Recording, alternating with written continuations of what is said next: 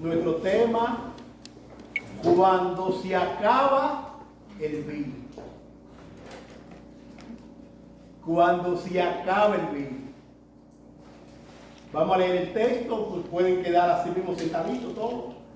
Vamos a leer el texto, Juan 2, del 1 al 11.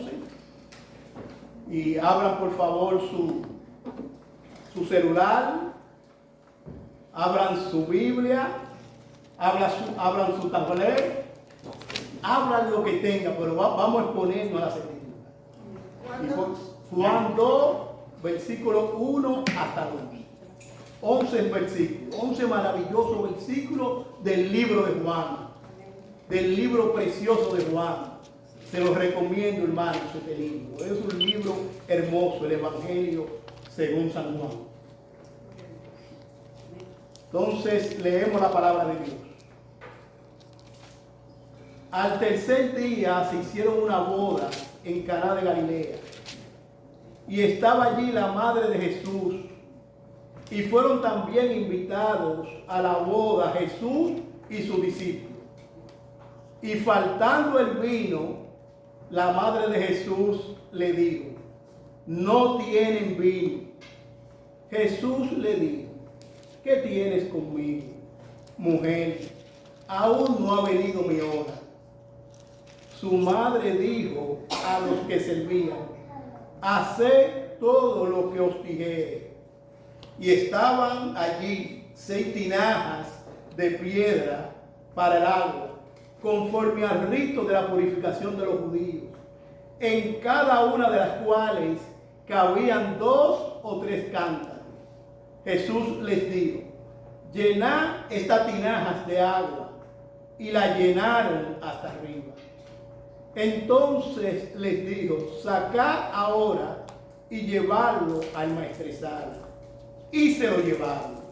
Cuando el maestresala probó el agua hecha vino, sin saber él de dónde era, aunque lo sabían los sirvientes que habían sacado el agua, llamó al esposo y le dijo: todo hombre sirve primero el buen vino, y cuando ya han bebido mucho, entonces el inferior.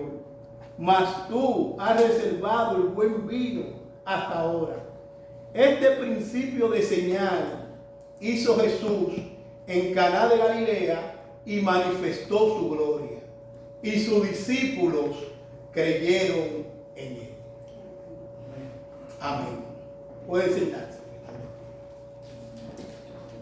El primer milagro público de Moisés fue el de convertir el agua del Nilo en sangre.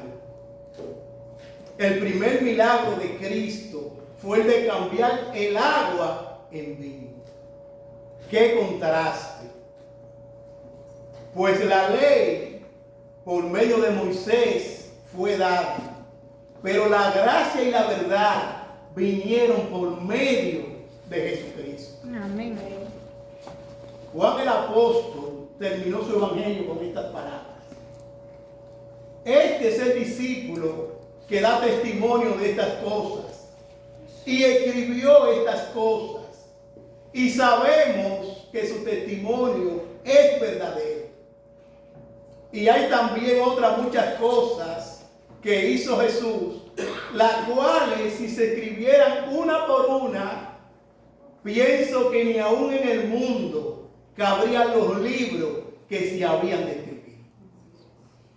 Así que los señales o los milagros que Juan el Bautista nos está mencionando, él no está haciendo exhaustivo. En un solo día Jesús hizo más de 8 milagros. Pero el propósito del apóstol Juan en escribir su evangelio, él lo dice. Dice él: hizo además Jesús muchas otras señales en presencia de sus discípulos, las cuales no están escritas en este libro. ¿Sabes? Todo lo que hizo Jesucristo no está escrito en el libro de Juan, en el evangelio. Él cogió señales específicas. Ahora, ¿con qué propósito? Él lo dice: pero estas se han escrito para que creáis que Jesús es el Cristo, el Hijo de Dios, y para que creyendo tengáis vida en su nombre. Entonces Juan, el apóstol, no está siendo exhaustivo en hablar de todo lo que hizo Cristo. Él dice que si él escribiera todo lo que hizo Cristo, no cabiera en los libros del mundo. Claro que está usando un término hiperbólico para hablar de todo lo que hizo Cristo. Fue demasiado. Pero lo que él escribió es suficiente para nosotros ver verdaderamente que es el Verbo que se ha hecho hombre y que vino y habitó entre nosotros. Y Juan dice también, y aquel Verbo fue hecho carne y habitó entre nosotros. Fíjate que Juan está diciendo, oye, yo lo vi. Aquel que estuvo con Dios, aquel que Dios, aquel que es creador, aquel que es luz, yo lo vi. Él está diciendo, y habitó entre nosotros. Y sigue diciendo el apóstol Juan, y vimos su gloria. Juan está diciendo, yo vi su gloria. Gloria como del unigénito del Padre, lleno de gracia y de verdad. En las bodas de Caná se presenta un cuadro sencillo. Una fiesta, una familia, la alegría y de pronto una necesidad. A saber, se acabó el vino. Ese momento revela quién es Jesús y cómo su gloria transforma la carencia en provisión abundante. Esta revelación nos invita a presentar nuestras necesidades, obedecer su palabra y a esperar más de lo que nos imaginamos. Veamos el contexto de esta escena tan maravillosa. Tiene tantos detalles esta boda que tuve que obviar mucho porque tiene tantos detalles. Veamos la escena. Versículo 1 y 2. Al tercer día se hicieron una boda en Caná de Galilea y estaba allí la madre de Jesús y fueron también invitados a la boda Jesús y sus discípulos. Mientras yo leí el pasaje, noté que no se menciona el nombre del novio, que no se menciona el nombre de la novia, que no me dice cómo vino vestido el novio, que no me dice cómo vino vestido la novia. Y todo lo que se menciona en todo el texto es un solo nombre. El único nombre que se menciona es el nombre de Jesús. Ahora se habla de la madre, se habla de los discípulos y ya nosotros sabemos quiénes son. Porque se habla de la madre, ya nosotros sabemos que su madre se llamaba María. Se habla de los discípulos y ya nosotros sabemos que esos discípulos que lo siguieron en ese momento fue Juan, fue Andrés, Pedro, Felipe y Natanael. Aunque muchos estudiosos piensan que también Jacobo también estaba ahí. Pero vamos solo a concentrarnos en lo que ya conocemos explícitamente. Esta es la escena. Pero el único nombre que se menciona es el nombre de Jesús.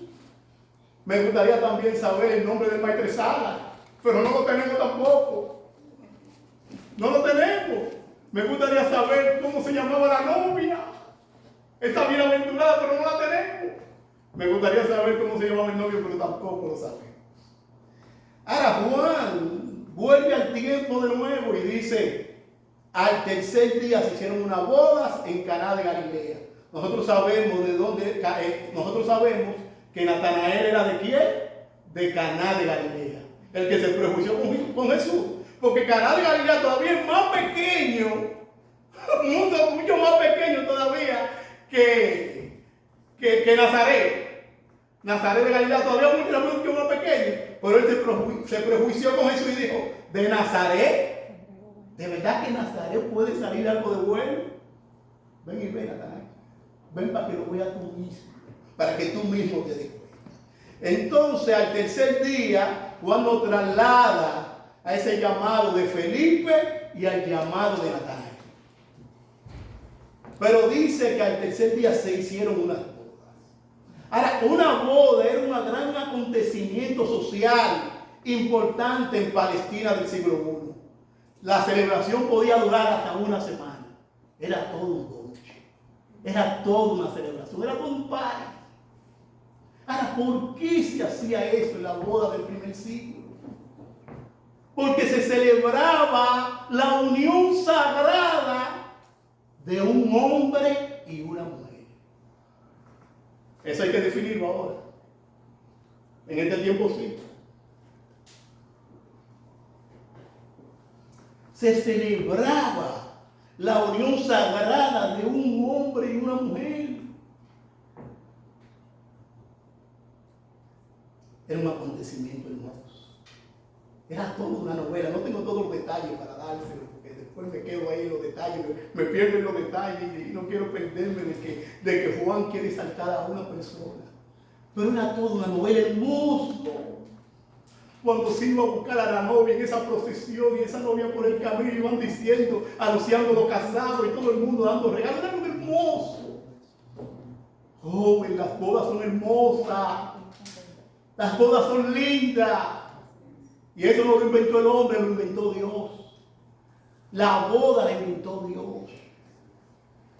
Génesis 2:24 dice, por tanto, dejaré el hombre a su padre y a su madre, y se unirá a su mujer, y serán una sola carne. Dios fue quien inventó la boda. Fue Dios. A la vista de Dios, cuando la pareja se une en un sagrado matrimonio, son una sola carne. El mundo puede pensar una cosa y decir otra cosa. Pero a la vista de Dios, cuando un hombre y una mujer se unen en el sagrado matrimonio, son una sola carne. Y Dios honra eso. Dios fue que aprobó la boda. Jesús santificó la boda de Caná de Galilea. La santificó con su presencia. Jesús bendijo la boda de Caná de Galilea. Porque cuando se acabó el vino, él hizo una obra. Y Jesús empezó, oiga bien esto, hermano, que quiero que vayamos aquí, porque quiero que tome nota de esto. Jesús empezó la manifestación de su gloria en una boda en Caná de Galilea. Tomen eso en cuenta. Que esto no es casual.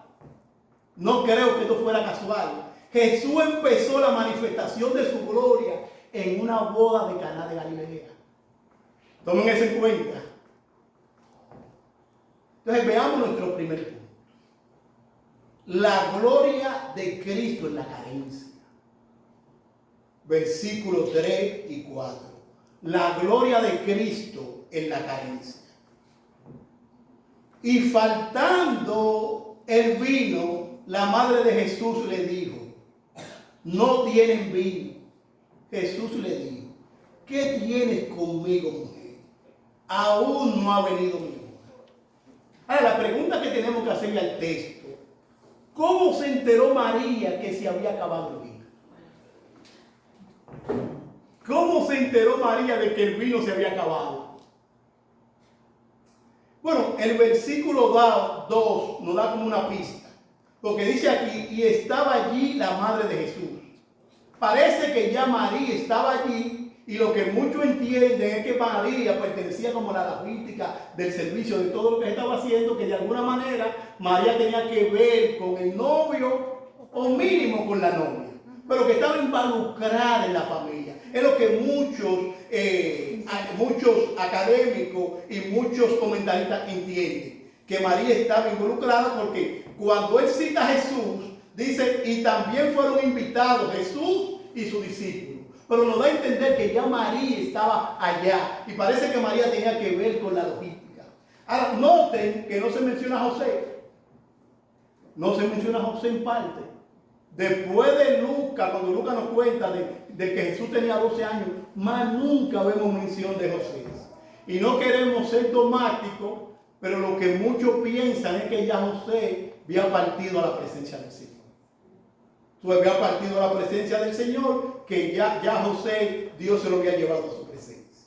Ahora, MacArthur dice, y cito, María estaba ayudando a supervisar el abastecimiento de la celebración.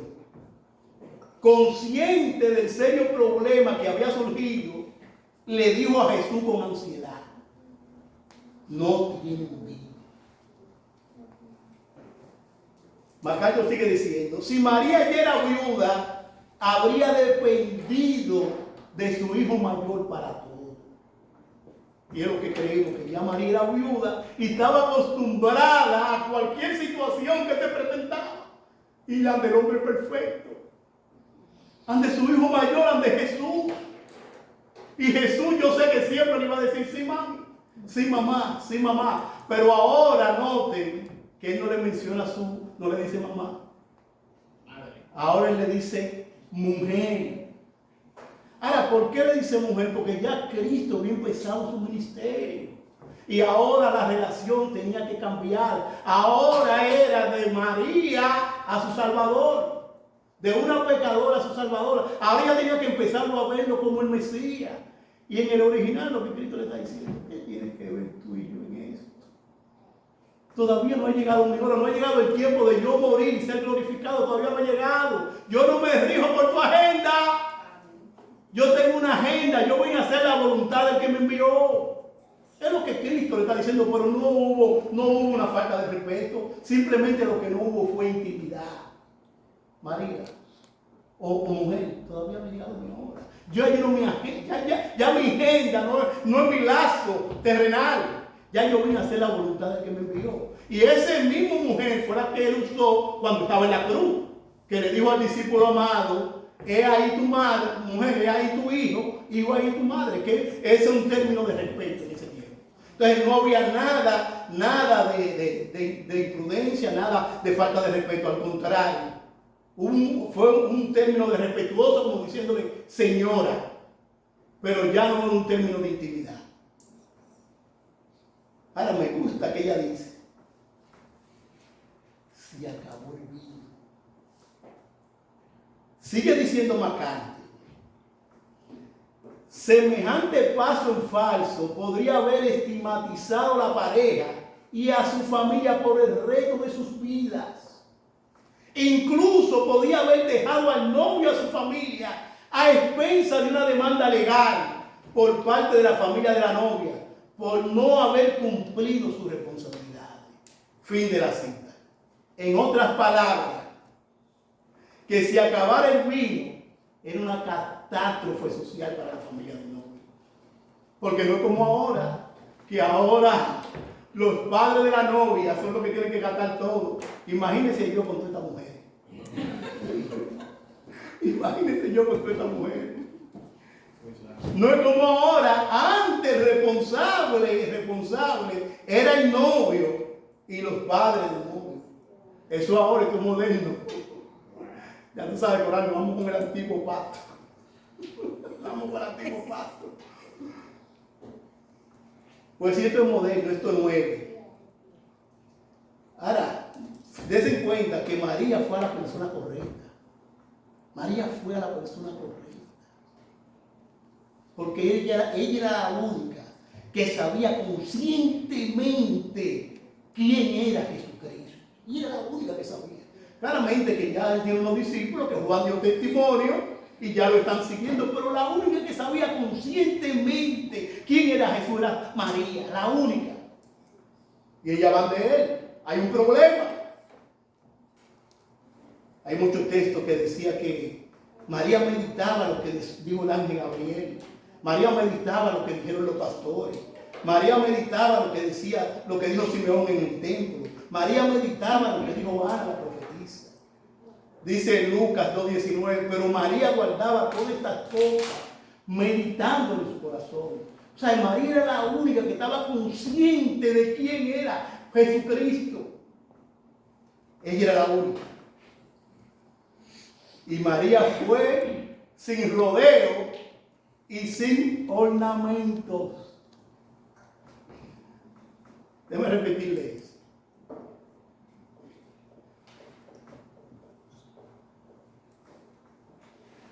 María fue sin rodeos y sin ornamentos. Señor, se acabó el vino. Se acabó el vino. Ahora, ¿cuál es la lesión aquí? ¿Cuál es la lesión aquí? La carencia expone la limitación humana.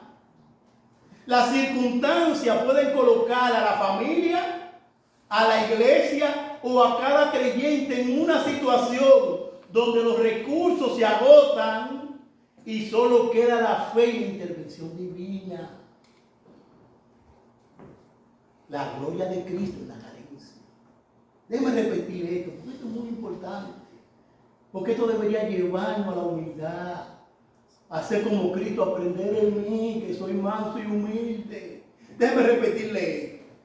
Las circunstancias pueden colocar a la familia, a la iglesia o a cada creyente en una situación donde los recursos se agotan y solo queda la fe y la intervención divina. Amén. No tiene que llevarnos a la humildad, porque somos humanos y las limitaciones tienen que ver con los humanos. Somos humanos. No somos Jim Macatá, no somos Superman. Somos humanos. Cuando yo oigo gente, no, porque yo soy el mero mero. Hermanos, somos sus manos. Déjenme ilustrarse de esta manera. Jesucristo en un momento le dijo a Pedro, Jesucristo todo lo que tenía era apretado. Un burrito apretado, casa apretado, una barca apretado, todo lo que tenía apretado. Él dijo, yo no tengo ni dónde recortar la cabeza. Jesucristo le dijo a Pedro, dale un poquito adentro y tira la red. Pedro le dijo, Señor, pero dame un chin de crédito. Por favor, dame un chin de crédito, Cristo. Yo sé, tú eres un teólogo. Yo sé, tú eres el maestro, pero dame un chin de crédito. Yo soy un pescador profesional. Dame un poquito de crédito, por favor, Jesús. Jesús, nosotros hemos estado pecando toda la noche y nada hemos pescado. Pero ya ustedes saben, señores, Juan, ya tú sabes, eres el maestro. Nosotros, sus discípulos, en tu palabra tiraremos la red. Ya ustedes saben, muchachos, eres el maestro. Pero cuando tira la red, todos los peces de Galilea van a esa red.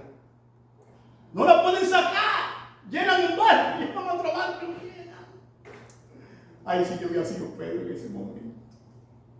Ahí sí yo había sido Pedro. Le digo, Señor, déjame esta libreta, mira esta libreta y vamos a hacer un contrato. Tú me dices dónde tirar la red. Y la tiramos una sola vez al mes y nos partimos 50-50. Bueno, Pedro era judío. Pedro era un comerciante. Pedro era judío. Los judíos son comerciantes porque lo llevan en la sangre. Ahora, esa fue la reacción de Pedro. ¿Sabes qué le dijo Pedro? Pedro cayó de rodillas. Oh, gloria a Dios. Gloria a Cristo. Gloria a Dios. Señor, apártate de mí, que yo soy un hombre pecador. Qué bueno que Cristo no dio esa oración para el beneficio eterno de Pedro. Qué bueno que Cristo no oyó la oración de Pedro. Apártate de mí, que soy un hombre pecador. Jesucristo le dijo, Pedrito, no temas, desde ahora te haré pescador de hombres. Ahora, ¿qué fue lo que vio Pedro? Porque yo había estado contentísimo con esa pesca. ¿Qué fue lo que vio Pedro? Que cuando Jesucristo lo miraba, Pedro sabía que él estaba mirando a un pecador. Pero cuando Pedro lo miraba a él estaba mirando a Dios. Él estaba mirando a Dios, él estaba mirando la santidad de Dios. Y por eso le digo, apártate de mí. Yo quiero que veamos la gloria de Cristo en la carencia. Cuando Andrés fue ante Cristo y le dijo, Señor, aquí hay un muchacho que tiene 2 pececitos y 5 panes, pero ¿qué es esto para tanto? Hermano, las carencias son humanas. Pero qué bueno que Cristo no se determina por la carencia, que Él es soberano y está sobre todo, porque Él es el creador. Y es lo que Juan nos está mostrando, que Cristo es el creador. Ellos le dijeron, despide a la multitud, despídelo, Señor. Dice, no, el Señor dice que andan como ovejas sin pastor. Yo tengo compasión de ellos. Si los despido, se van a morir en el camino. Ya tienen 3 días siguiéndome. Denle en vosotros de comer. Pero Señor, ¿y de dónde vamos a sacar toda esta comida para toda esta gente? Siéntelo y lleva. Y Cristo oró. Y comieron todo y sobraron. Hermano, porque Cristo, veamos la gloria de Dios en la carencia. María fue ante Cristo y le dijo, no tienen vino. Esto nos lleva a nuestro segundo punto. La gloria de Cristo sobre los elementos de la naturaleza. La gloria de Cristo sobre los elementos naturales. Versículo del 5 al 9. Su madre dijo a los que servían, haced todo lo que os dijere. Y estaban allí 6 tinajas de piedra para agua, conforme al rito de la purificación de los judíos, en cada una de las cuales cabían 2 o 3 cántaros. Jesús le dijo, llenad estas tinajas de agua, y las llenaron hasta arriba. Entonces le dijo, sacad ahora y llevadlo al maestresala. Y se lo llevaron. Cuando el maestresala probó el agua hecha vino, sin saber él de dónde era, aunque lo sabían los sirvientes que habían sacado el agua, llamó al esposo. Noten lo que dice el versículo 7. Jesús le dijo, llené esta tinaja ¿de qué? De agua. Para que no haya duda. ¿Y qué hicieron ellos? ¿La llenaron hasta dónde? Hasta arriba. Yo quiero que veamos la gloria de Cristo transformando el agua natural en vino. Mano, esto es un milagro sobre toda duda razonable. O como alguien ha dicho de una manera poética, las inconsistentes aguas vieron a su Dios y se ruborizaron. Se pusieron rojas. Cuando vieron a su Dios se pusieron rojas. Cuando vieron a su Creador, cuando vieron al Verbo que se hizo carne, se pusieron rojitas. Juan dice, en el principio era el Verbo, y el Verbo era con Dios, y el Verbo era Dios. Todas las cosas por Él fueron hechas, y sin Él nada de lo que ha sido hecho fue hecho. Cuando esas aguas vieron a su Creador, se pusieron rojitas. Se pusieron rojas cuando vieron a su Creador. Déjame ilustrarle también este punto. Jesús se encuentra en medio del mar en una tormenta. La Biblia lo llama que Él dormía. Y los discípulos estaban asustados, temblando, tratando de salvar su vida. Y cuando ven que esos pescadores profesionales no pudieron hacer nada, fueron ante Cristo. Señor, ¿tú no te estás dando cuenta que perecemos? Jesús se levanta tranquilamente, le da una orden al viento y una orden al mar, y se hace gran bonanza. Los discípulos que ven esto dicen, ¿quién es este? ¿Quién es este? Que aún al mar y al viento Él le habla y lo obedece. Bueno, ¿tú sabes quién es? El Creador. Cristo es el Creador, el Verbo que se hizo carne y que vino a morir por nuestros pecados. Ahora, ¿cuál fue la importancia de este milagro de convertir el agua en vino? Versículo 11. Este principio de señales hizo Jesús en Caná de Galilea y manifestó su gloria, y sus discípulos creyeron en él. Bueno, cuando leemos la palabra de Dios, cuando leemos la Biblia y vemos todo lo que hace Cristo, la Biblia dice que la fe viene por el oír pero el oír la palabra de Dios. Cuando los discípulos vieron esa señal, dice que creyeron. Claramente que ellos lo creían como Mesías, pero esto le confirmó más que Jesucristo es el Mesías.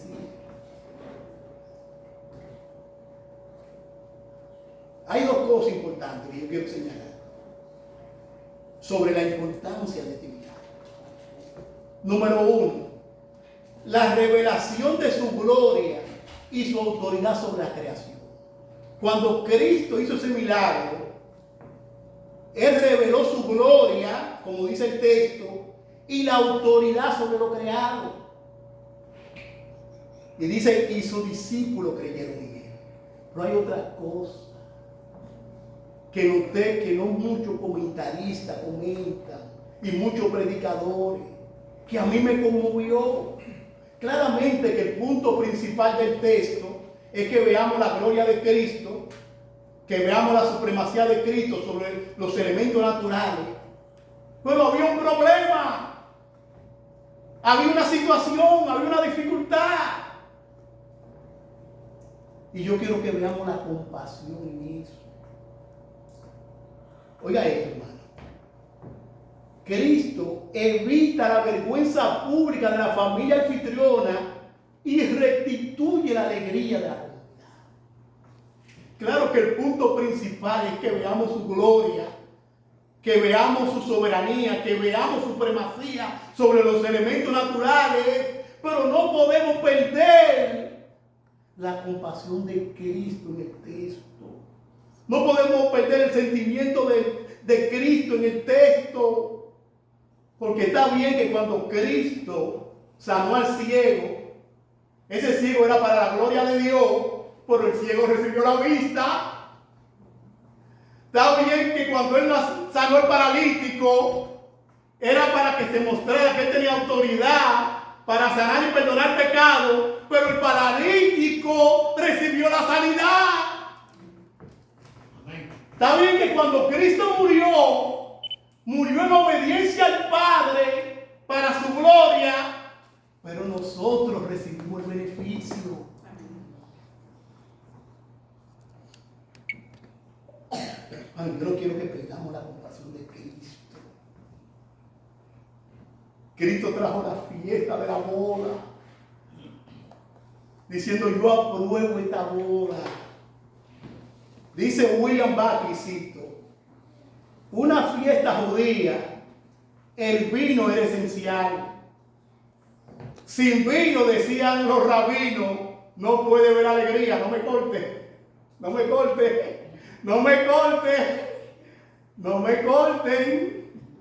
Déjame repetirlo, pero no me corten. En una fiesta judía, dice William Buckley, en una fiesta judía el vino era esencial. Sin vino, decían los rabinos, no puede haber alegría, pero no me corten. No es que la gente se emborrachara. La borrachera se miraba muy mal y no era frecuente, porque se mezclaba 2 partes del vino con 3 de agua. Pero el vino era esencial. Ahora Dios condena la borrachera, como también Dios condena la glotonería.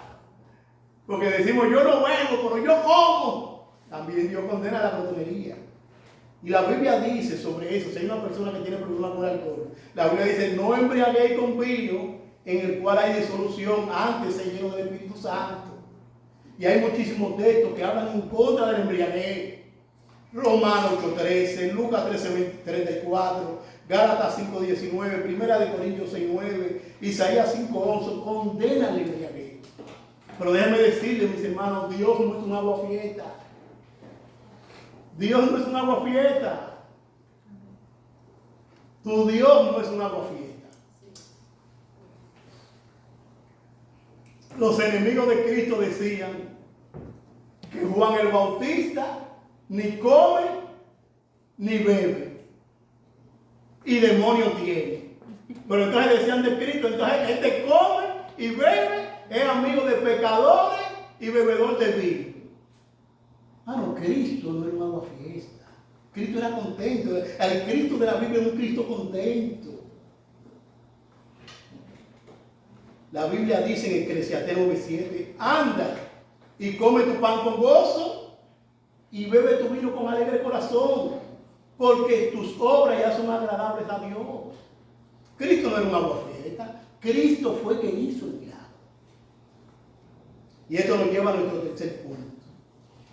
La gloria de Cristo suple la necesidad. La gloria de Cristo suple la necesidad, versículo del día 11. El maestresala, cuando Cristo le dice a los sirvientes, vayan, llévenle el vino al maestresala. El maestresala era, como por decirlo ahora, un maestro de ceremonia.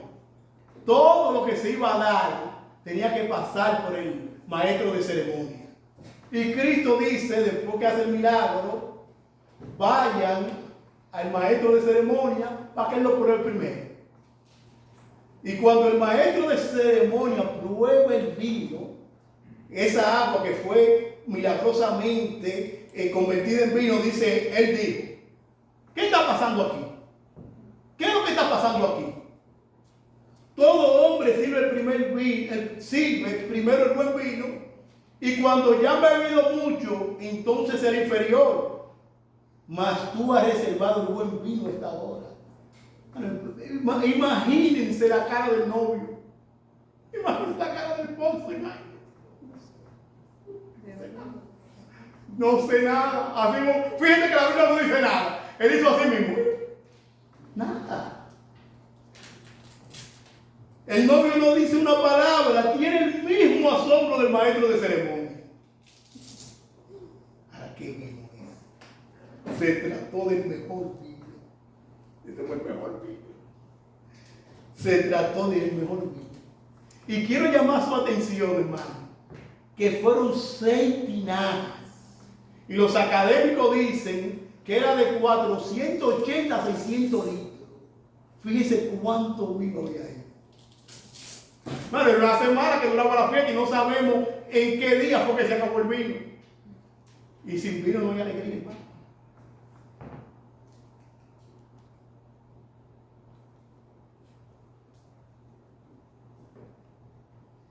Hermano, fue un regalo abundante. Cristo dio un regalo abundante. Y cuando los discípulos vieron esa señal, dice el versículo 11, este principio de señales hizo Jesús en Caná de Galilea y manifestó su gloria, y sus discípulos creyeron en él. Ahora fíjate que Juan nunca menciona milagros. Todo el tiempo él dice señal. Porque una señal no es el fin en sí mismo. Lo que la señal señala es algo mayor. Algo mayor. Tú ves una curva y te la están pronunciando, pero el fin no es la señal, el fin es la curva. Entonces lo que Juan está mostrando, que esas señales que hacía Cristo apuntaban a su deidad, apuntaban a su gloria, apuntaban que Él es el verbo que se hizo carne. ¿Y qué hemos visto hasta aquí? La gloria de Cristo en la carencia, la gloria de Cristo sobre los elementos naturales, y la gloria de Cristo suple la necesidad. Y el propósito queda bien determinado. Este principio de señales hizo Jesús en Caná de Galilea y manifestó su gloria, y sus discípulos creyeron en él. El verbo que se hizo carne, que habitó entre nosotros. Dice Juan, y vimos su gloria. Y Juan nos está mostrando la gloria de Cristo en estas 3 señales. En esta señal. La gloria de Cristo. Y para los amigos que están aquí, tenemos que decirle que Cristo es el Cordero de Dios que quite al pecador. Que Cristo es aquel que vino a buscar y a salvar lo que se había perdido. Que si confesares con tu boca que Jesucristo es el Señor y lo creyeres en tu corazón, serás salvo. Ahora yo quiero traer una aplicación a la iglesia. Yo quiero traer una aplicación a la iglesia. Una aplicación que nosotros vemos en este pasaje. Cristo empieza su primer señal ministerial en una boda. ¿Y saben cómo va a terminar su ministerio de redención? Déjame repetirle esto, porque esto es lo mismo. Esto es para salir brincando. Si a usted le gusta la boda, prepárese, que usted va a tener una linda boda. Bueno, pues tú vas a estar en una linda boda. Déjeme repetirle esto, porque yo quiero que lo veamos como aplicación. Cristo empieza su primera señal ministerial en una boda. ¿Y sabe cómo va a terminar su ministerio de redención? En otra boda. Gloria a Dios. A saber, la celebración de la boda del Cordero. Gloria a Dios. No, yo no creo que esto fue, esto casual, que él empezara su ministerio en una boda. Yo creo que esto fue providencial. Déjenme leer el texto. Yo no voy a leer el texto para que ustedes vean cómo va a terminar la iglesia de Cristo. El ministerio empieza en una boda, donde hace su primera señal. Y veamos cómo el libro de Apocalipsis nos dice que va a terminar el ministerio de redención de Cristo. Dice así la palabra de Dios. Y oí como la voz de una gran multitud, como el estruendo de muchas aguas, y como la voz de grandes truenos, que decían: aleluya, porque el Señor nuestro Dios Todopoderoso reina. Gocémonos y alegrémonos y démosle gloria. Amén. Aleluya. Amén. Gloria a Dios. Gloria a Dios por nuestro bendito Cristo. Amén. Gloria a Dios por nuestro bendito Cristo. Gocémonos y alegrémonos y démosle gloria, porque han llegado las bodas del Cordero y su esposa se ha preparado. Amén. Gloria a Dios. Así es. Y a ella se le ha concedido que se vista de lino fino, limpio y resplandeciente, porque el lino fino es las acciones justas de los santos. Y el ángel me dijo: escribe, bienaventurados los que son llamados a la cena de la boda del Cordero. Y me dijo: estas palabras son las palabras verdaderas de Dios. Bendito sea el Señor. Cristo empezó su ministerio en una boda y lo va a terminar en una boda. Y ahí beberemos el mejor vino. Gloria a Dios. Alabado sea Dios. Oremos, mis hermanos. Oremos. Señor, Antes de orar, una salvedad que nosotros